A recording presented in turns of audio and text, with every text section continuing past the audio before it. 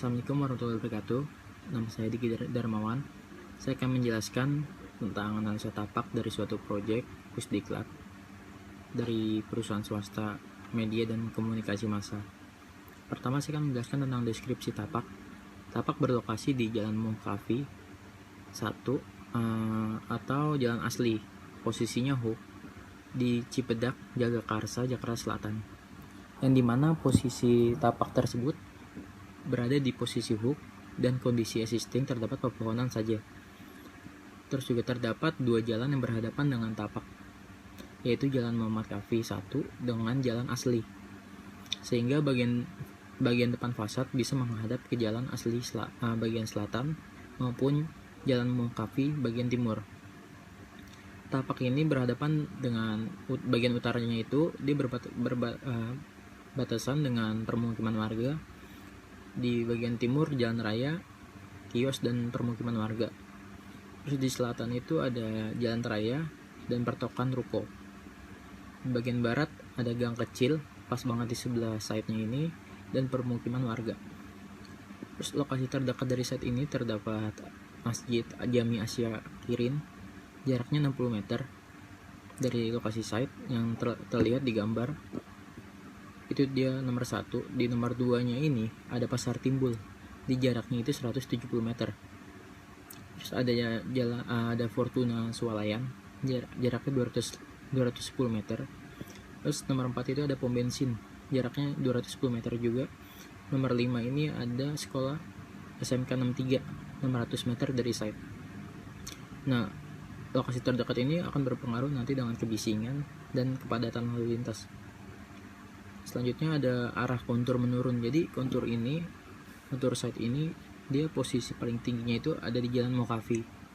Kontur menurunnya ke arah barat, yang dimana arah barat terdapat sungai sebagai acuan arah kontur. Jadi konturnya itu titik nolnya itu ada di Jalan Muhammad Kafi dan dia menurun ke asli arah ke barat, dari timur ke barat menurun. Sebagai gambar tipologinya terdapat di gambar. Selanjutnya saya akan menjelaskan tentang data tapak. Pertama saya akan menjelaskan posisi sungainya, di mana kontur menurun mengarah ke arah sungai. Jarak site ke sungai itu 400 meter. Nah, rencana tapak ini kan pusat pendidikan dan latihan media dan komunikasi massa, perusahaan media dan komunikasi massa. Luas tanahnya ada 5.000 meter persegi.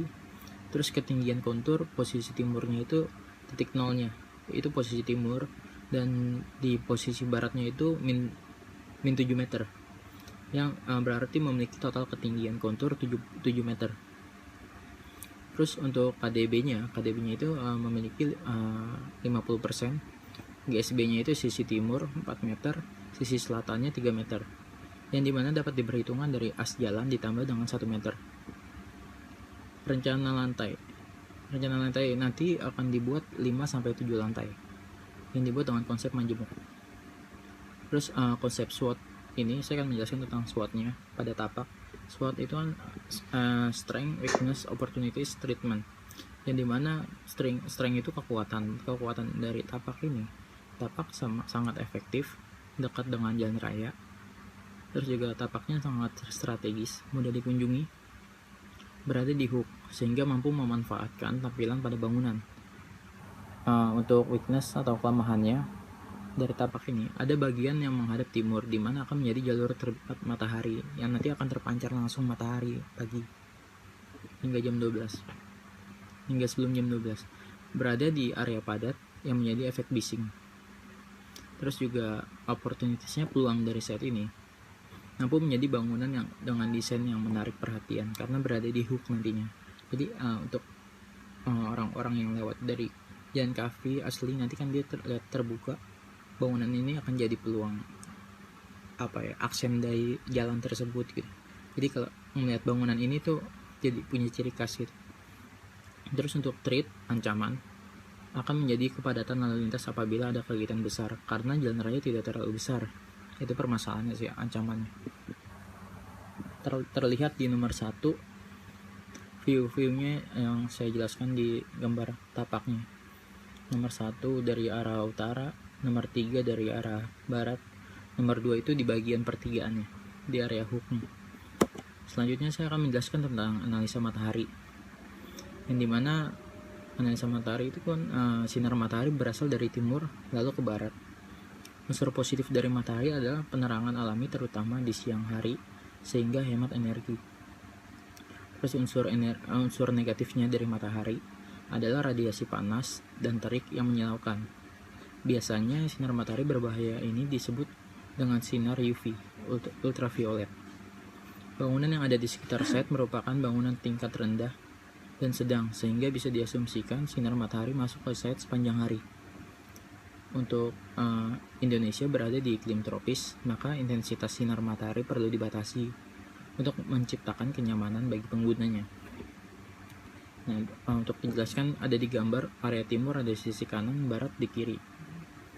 Terus tanggapan dari analisa yang udah saya buat, nomor 1 itu ada arah bangunan. Saya menjelaskan arah bangunan. Penggunaan masa bangunan yang memanjang di hadapan matahari sehingga radiasi panas yang masuk ke dalam bangunan bisa menghilang.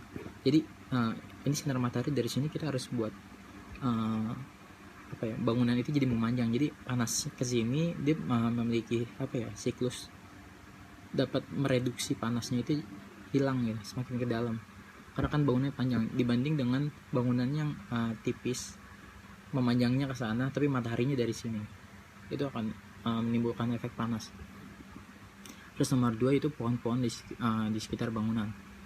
Pohon mampu menjadi buffer untuk sinar matahari untuk meminimalisir sinar matahari yang akan masuk ke dalam bangunan.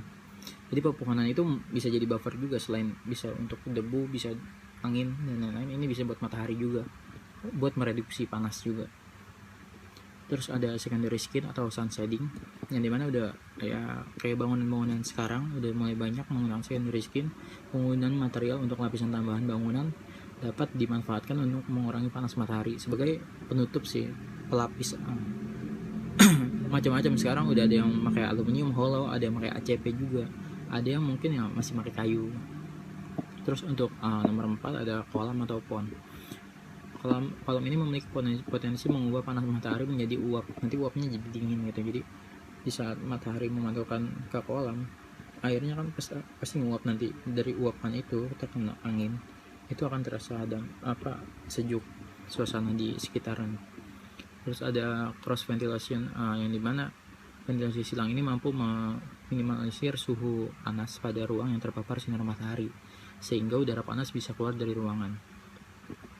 Next, saya akan menjelaskan pencapaian akses dari luar tapak. Nah, ini aksesnya terlihat di gambar, ada akses pintu masuknya, ada pintu keluar, ada drop off juga. Dikarenakan ini nanti ada transportasi mobil dan ada pengunjung yang bisa langsung tanpa harus parkir, misalnya diantar dengan supir dengan kendaraan umum. Pertama, analisanya pencapaian akses dari luar tapak ini. Akses keliling tapak dapat dilalui oleh pejalan. Pertama ada pejalan kaki, ada sepeda motor, ada mobil pribadi atau mobil sewa atau mobil Grab, Grab atau Gopar gitu. Terus ada minibus, ada big bus. Dari tanggapan analisa ini pencapaian aksesnya, nomor 1 itu ada pejalan kaki dan sepeda. Saya akan menjelaskan pejalan kaki dan sepeda dulu. Pertama, pejalan kaki dan sepeda memiliki jalur khusus yang dimana terdapat pedestrian atau trotoar, dimana jalur tersebut disiapkan khusus pejalan kaki, sepeda, dan pejalan kaki difabel dimana menggunakan width block.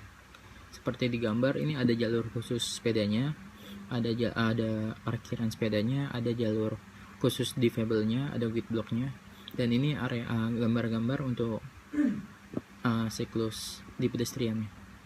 Terus nomor 2 ada sepeda motor.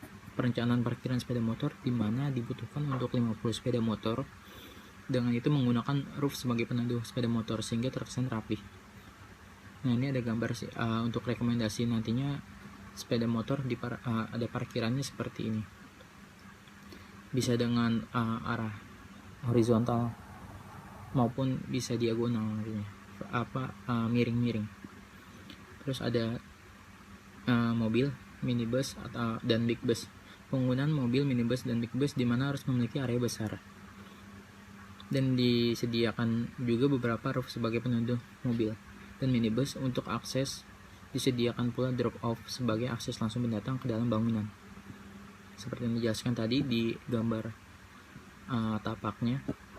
Dan ini referensi untuk kanopi dan drop off dan area parkir mobil atau minibus atau big bus.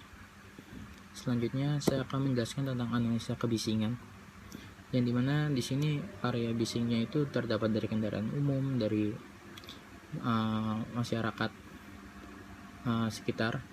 Pertama saya akan menjelaskan analisa kebisingannya. Kebisingan biasanya dipengaruhi oleh lingkungan sekeliling tapak. Area paling dekat dengan jalan biasanya merupakan area yang paling bising. Yang sumber kebisingannya itu ada warga sekitar, ada sepeda motor, ada mobil lalu lalang, ada minibus, ada big bus. Terus tanggapan analisa kebisingan ini, satu, pagar pembatas dan vegetasi. Penggunaan pagar pembatas dan vegetasi yang berdaun lebat berfungsi mereduksi sumber bunyi kebisingan dari luar site maupun dalam site. Vegetasi sebagai barrier bising pengunjung. Nah, ini bisa menggunakan pagar pembatas dan vegetasi nantinya.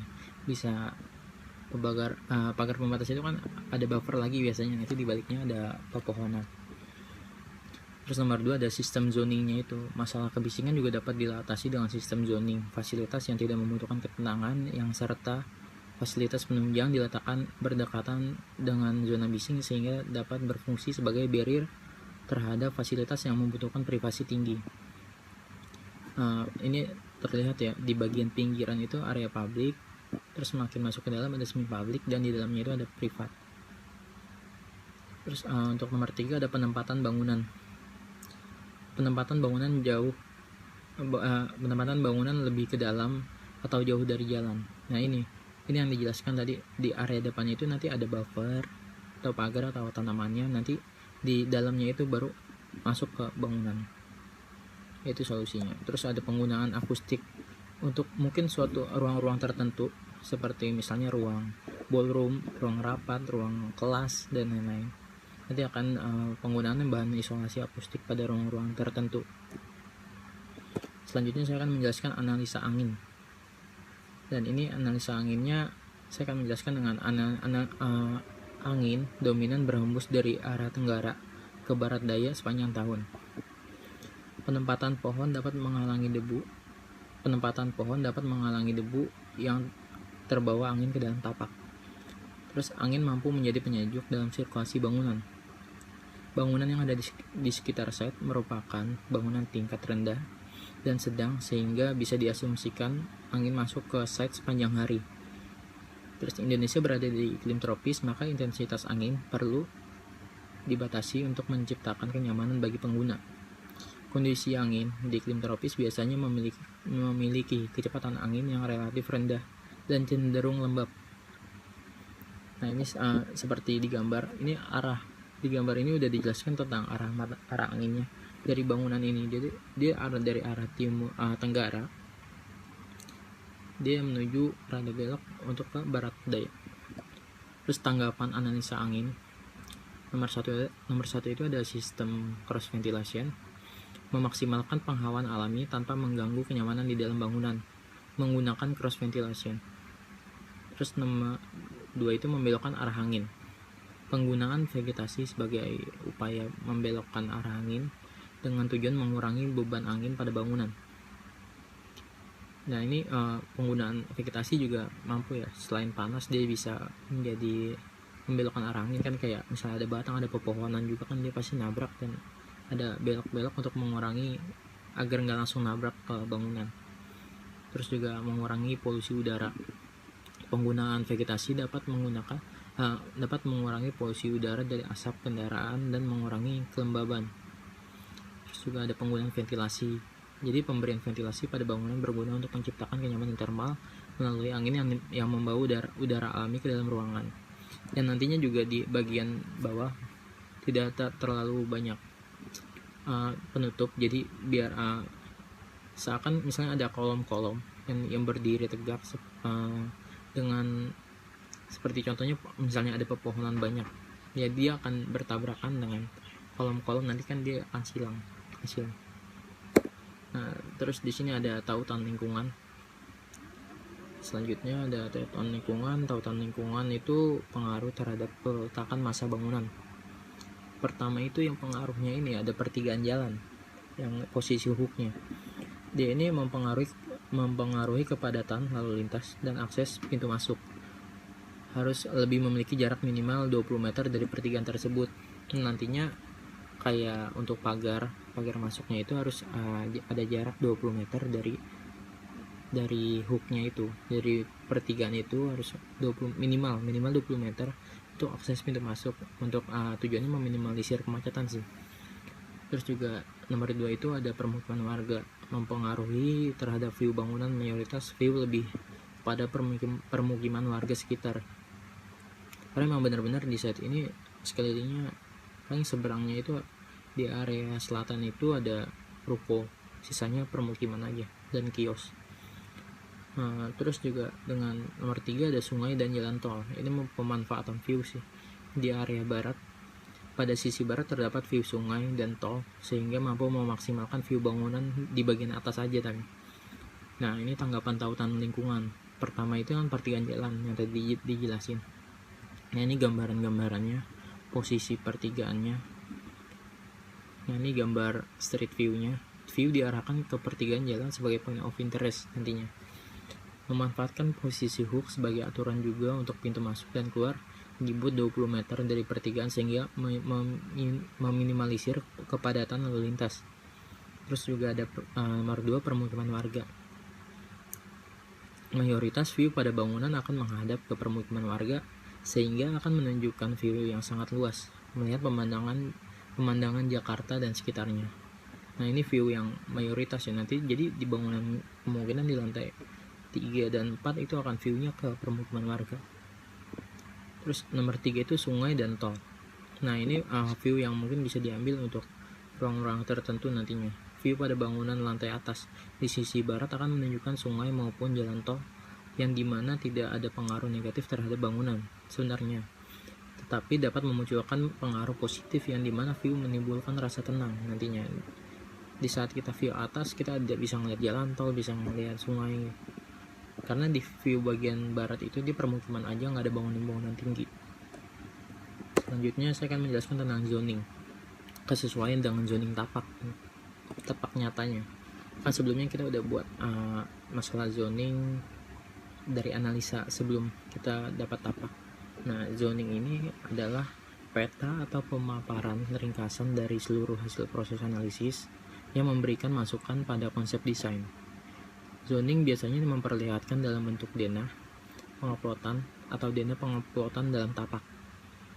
Meskipun pada kasus tertentu, kasus tapak dengan bangunan berlantai sedang dan banyak perlu memperlihatkan potongan penguploadan. Nah, ini pembagian zona zoning bertujuan untuk menetapkan area-area. Nomor 1 itu ada publik, tempat semua orang boleh masuk. Terus kedua itu ada semi publik, tidak semua orang boleh masuk. Ketiga ada privat, di mana kawasan pribadi hanya orang tertentu yang boleh masuk. Maka area yang paling dekat dengan pintu masuk adalah area publik, dan semakin jauh dengan entrance berubah menjadi area semi publik dan kemudian privat. Nah, ini ada gambarannya di sini. Ada area publiknya, ada area semi publik, dan area privat yang lebih ke dalam. Jadi dari pintu masuk ketemu area publik, kalau dia langsung keluar dia tetap di area publik, dan dari publik ini masuk ke semi publik, dari semi publik ini baru masuk ke privat. Nah, ini aplikasi desain yang saya rancang. Target yang saya akan buat rencananya seperti ini aplikasi desainnya. Jadi untuk ada drop off nya untuk area depan yang saya bilang jadi point of interest nantinya di area hook. Nah, ini kemungkinan di area depan nanti ini ada area vegetasi. Di sini ada jalur kendaraan, area vegetasi termasuk parkir juga nantinya. Nah, di sini masuk ke area publik.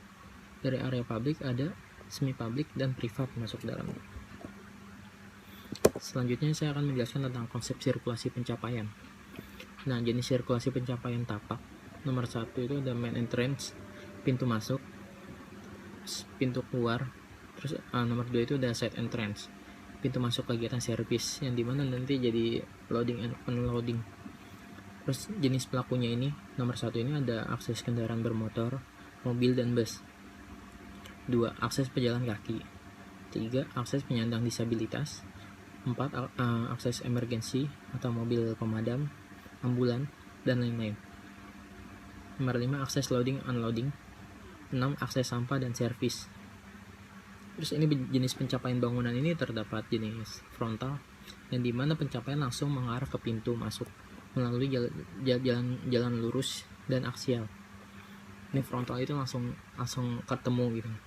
Terus ada tidak langsung, pencapaian lebih menekankan efek perspektif pada fasad dan bentuk bangunan. Jalur dapat diarahkan kembali sekali atau beberapa kali untuk menunda pencapaian.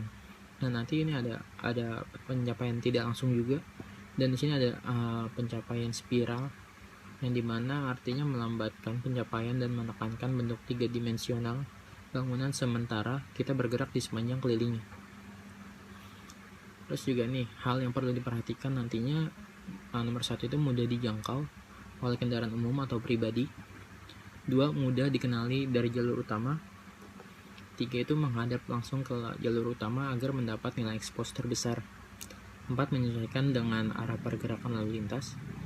5, jauh dari titik kemacetan, minimal 20 meter dari misalnya pertigaan atau lampu merah dan lain-lain. Terus ada side entrance, tidak mengganggu main entrance. Letak side entrance tidak harus di jalur utama, karena hanya berfungsi sebagai sirkulasi servis dan karyawan. 8 itu perhatikan rem jalan maksimal. Rem jalan itu maksimal 1:12 untuk kendaraan dan 1:20 untuk pejalan kaki. Nomor 9 ini ada lebar dan tinggi entrance minimal bisa diakses untuk jalur mobil pemadam kebakaran. Nah, ini aplikasi desainnya jadi untuk pintu masuk itu ada di sisi timur, yang dimana di paling atas itu pintu masuknya itu langsung ada, bisa drop off, bisa langsung, bisa parkir nantinya. Dan itu ada pintu keluar di sisi selatan barat, selatan arah ke barat di jalan asli itu. Dan untuk side entrance ini yang dibilang untuk sirkulasi servis dan karyawan itu ada di sebelahnya pintu keluar. Nantinya bisa dijadiin area loading unloading juga. Next, ini saya akan menjelaskan tentang konsep sirkulasi dalam tapaknya. Tadi kan kita di luar tapak, nah ini yang di dalam tapaknya lebih detail.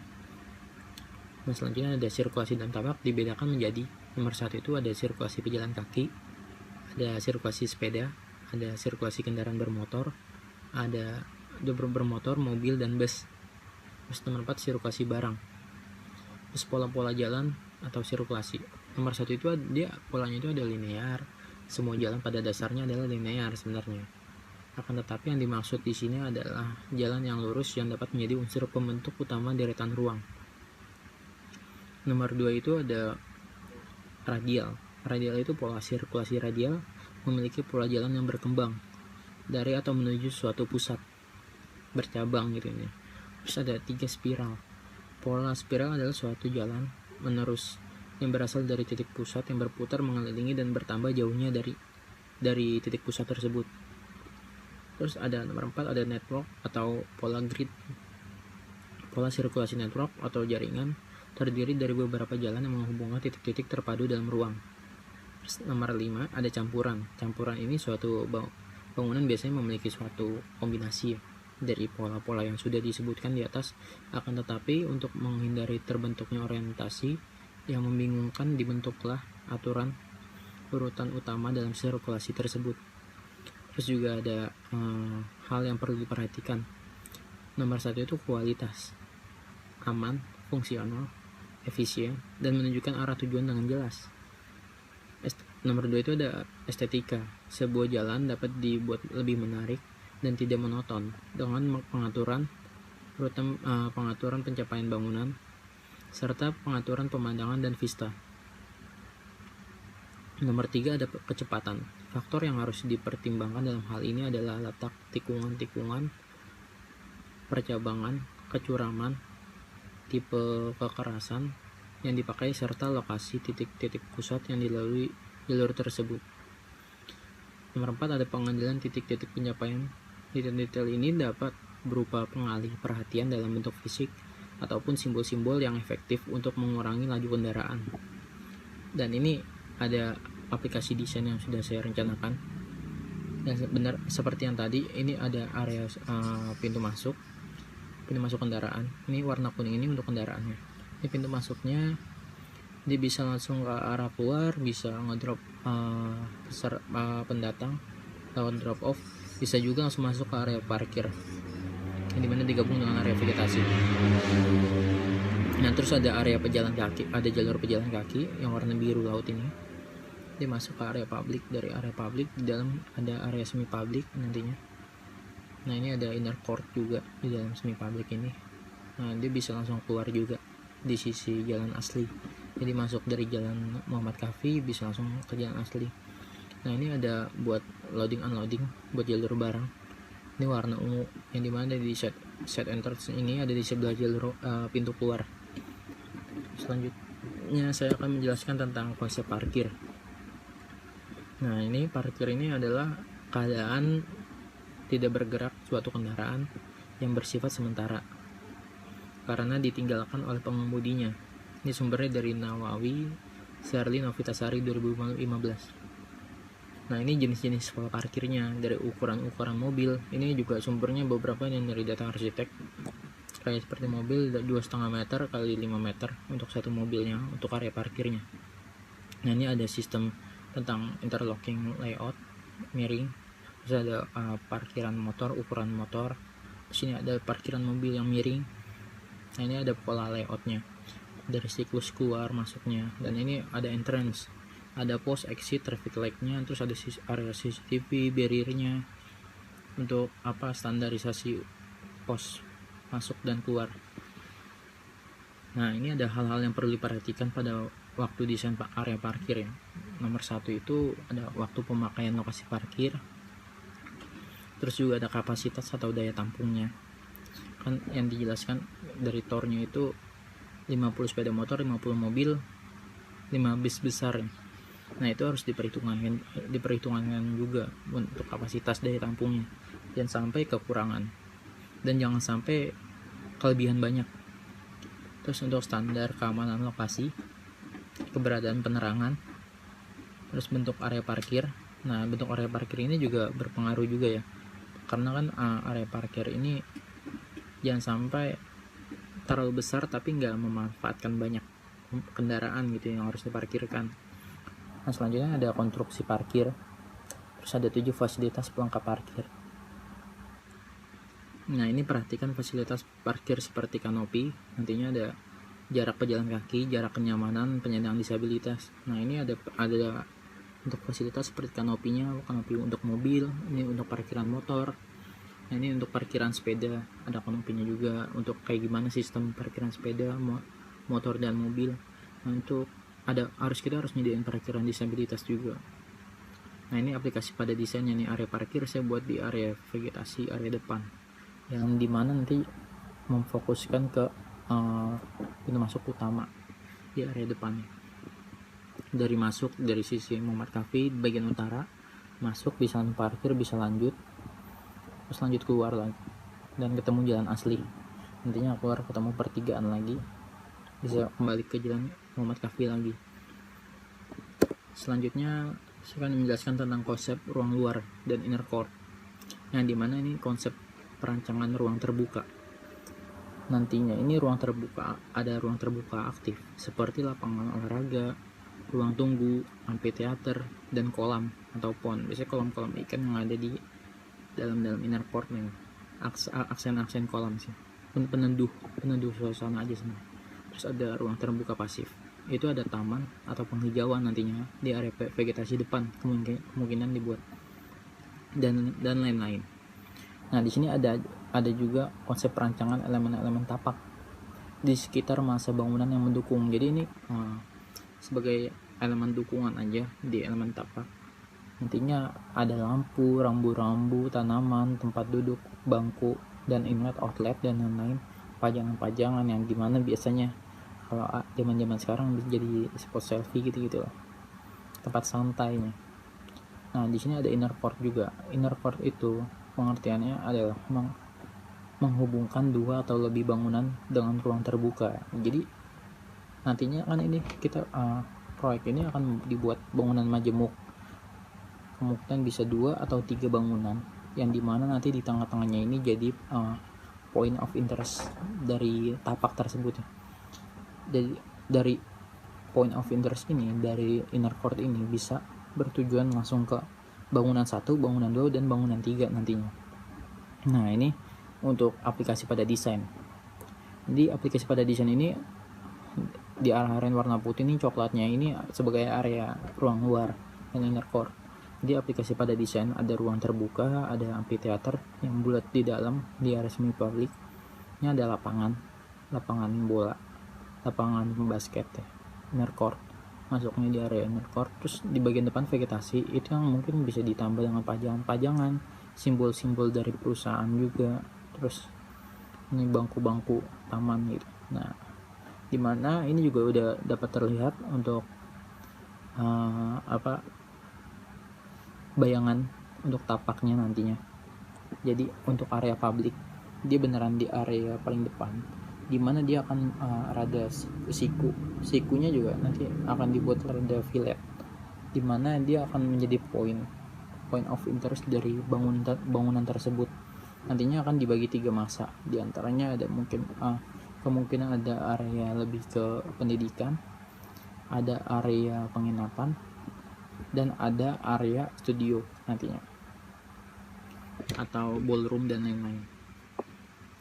Nah, dari sini sudah mulai terlihat dari area pintu masuk, dari masuk ke area parkir, nantinya masuk ada drop off.